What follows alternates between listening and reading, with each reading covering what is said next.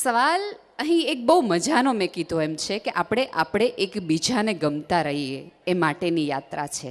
સ્ત્રી સ્ત્રીની ચિંતા કરે એ માટેની આ યાત્રા છે.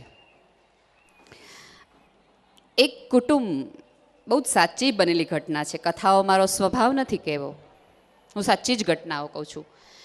અને મને ખબર છે આ જર્નીની, હુંમાંથી પસાર થાઉં છું એટલે આઈ નો વેરી વેલ કે ક્યાં હું મૂંઝાઉં છું, હું ક્યાં અટકું છું, ક્યાં હું ગભરાઈ જાઉં છું, ક્યાં મને રડવું આવે છે ને ક્યાં મને એમ થાય છે કે હું બધું છોડીને વહી જાઉં. આ જર્નીની મને ખબર છે. અને તોય સવારે હું વહેલી ઉઠીને દૂધ બનાવું છું, ચા બનાવું છું. રાત્રે મને છેલ્લો વિચાર આવ્યો છે કે મને બધું મૂકીને વયું જવું છે. અને તોય દરેક કુટુંબની દરેક વ્યક્તિની ઈચ્છા પ્રમાણેની હું ચા બનાવું છું. એ મારો રાતનો વિચાર હતો ને સવારે હું જુદી છું. એટલે હું સ્ત્રી છું, એટલે હું સ્ત્રી છું.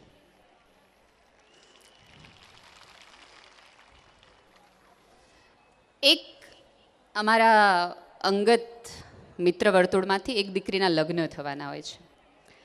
6 મહિનાથી દીકરીને મારી સામાન્ય રીતે આદત હોતી હોય છે કે હું બધાને અમુક અમુક પ્રકારની સલાહો આપતી હોઉં છું. સલાહ દેવી સ્ત્રીઓને કોને ન ગમે યાર, મજા જ આવે. તું આમ કર, તું આમ નથી કરતી, તું આમ કર, તું આમ નથી કર. મારું મન નહીં પૂછવાનું, એ વાત ખોટી. હું તને કહું એમ તારે કરવાનું. આપણી થોડી ઘણી સમસ્યાઓની બધા લગ્ન જીવનમાં હું કહેતી હોઉં છું કે આપણો લગ્ન નક્કી થાય, કયા સમયે કોણે શું પહેરવું બધું જ નક્કી.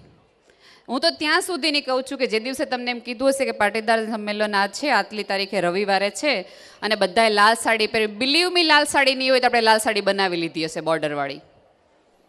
બધી જ તૈયારીઓ આપણે કરીએ.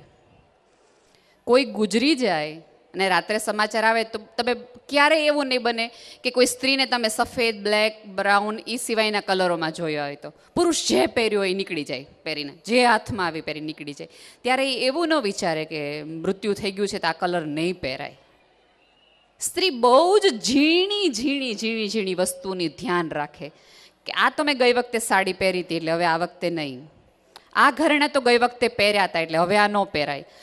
આ આપણે એટલું બધું ધ્યાન રાખીએ કે આ ઘરેણા આ લોકોએ નહોતા જોયા પણ આ લગ્નમાં જો ઓલા રમીલા માસી આવશે ને એ ઓલા લગ્નમાં એટલે એમણે તો મારી આ સાડીને ઘરેણા બંને જોયા છે એટલે આ ન પહેરાય. બહુ સરસ વાત છે કે આપણે આટલું બધું ઝીણું ઝીણું ધ્યાન આપણી જાતનું રાખીએ છીએ. આટલી બધી કોઈ પ્રસંગ માટેની આપણી પૂર્વ તૈયારીઓ છે. પણ કોઈ જગ્યાએ જવાનું હોય, કોઈને મળવાનું હોય તો આપણે ક્યારેય એવી પૂર્વ તૈયારી નથી કરતા કે હું કઈ રીતે વાત કરીશ, હું કઈ રીતે મારા વિચાર રજૂ કરીશ, હું શું નહીં બોલું. બધા લોકો કંઈ ગમે એવા ન હોય. આપણને ખબર હોય કઈ એવી ઘટનાઓ બનવાની હોય ત્યારે આપણે આપણા મનને એવું નથી કહેતા કે હું કંટ્રોલ કરી જઈશ, હું મોઢું નહીં બગાડું, હું આ વાક્યનો ઉલ્લેખ પણ નહીં કરું, અથવા તો એ વ્યક્તિ ઉલ્લેખ કરશે તો હું શાંત રહીશ. આવી કોઈ પૂર્વ તૈયારીઓ આપણામાંની કોઈ સ્ત્રીઓ આપણે કરતા જ નથી. હાલાકી એ પણ એટલી જ જરૂરી છે કે જેટલી આપણે કાપડની, કપડાઓની, ઘરેણાઓની ચિંતા કરતા હોઈએ છીએ. પૂર્વ તૈયારી કરો તો બધી જ કરો. આવતા વર્ષે કેમ જીવવું, પુરુષો છે એ પૂર્વ તૈયારી તમારા ભવિષ્યની કરે છે. લગ્ન થાય એટલે તરત જ વીમો ઉતરાવી લે. સંતાન થાય એટલે 18 વર્ષ થાય એટલે એને પરદેશ મોકલવું હોય તો એ ભણવાની ચિંતા કરાવડાવી લે. બધી જ ચિંતા ભવિષ્યની કરી લે. સ્ત્રીએ ઝીણી ઝીણી પૂર્વ તૈયારીઓ કરવાની છે કારણ કે એને સૂક્ષ્મમાં બધું કરવાનું છે. કરો લગ્નની તૈયારીઓ, ધામધૂમથી કરો, હૃદયપૂર્વક કરો. ડીજે બોલાવવાની કરો, જમણવારની તૈયારી કરો. કેટલું વ્યવસ્થિત આયોજન આપણે કરીએ લગ્ન માટેનું.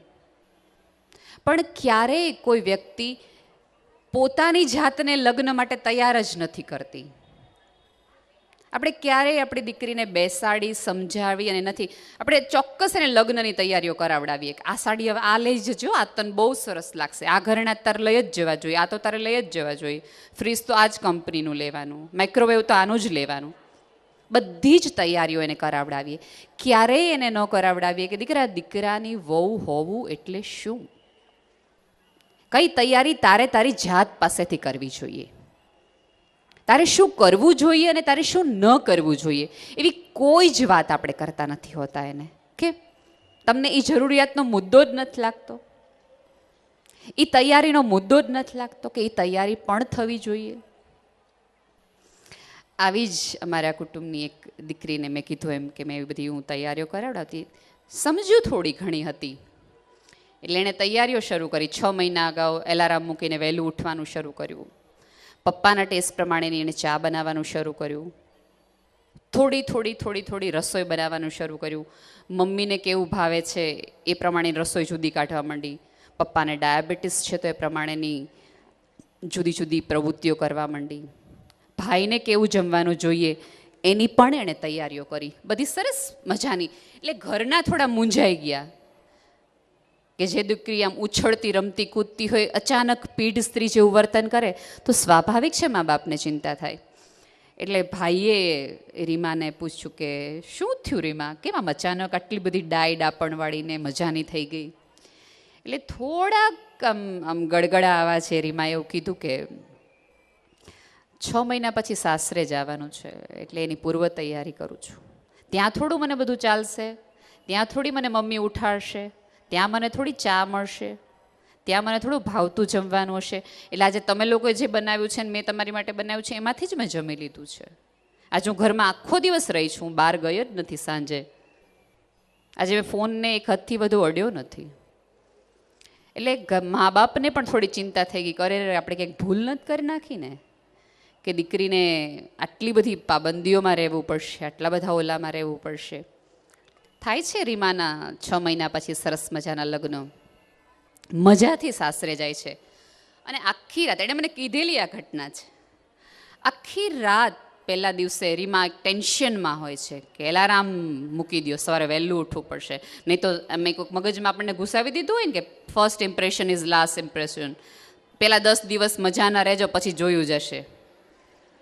કીધું જોઈએ આપણને, સાચી સલાહ કોઈ આપતું જ નથી આપણને.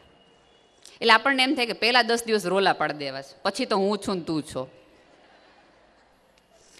રીમા એવા ભયમાં ને ભયમાં એલાર્મ પહેલાં ઉઠી જાય છે, સરસ નાઈની બહાર નીકળે છે. એટલે તરત જ એના સાસુએ પહેલો એને વાક્ય પૂછે. એને થાય મોડું થઈ ગયું, મમ્મીજી આજનાથી વહેલા ઉઠી ગયા. એટલે પહેલો વાક્ય મમ્મીજીનો એ હતો કે શું કામ આટલી બધી વહેલી ઉઠી? લગ્નનો થાક નથી? સૂઈ રહી હોત તો?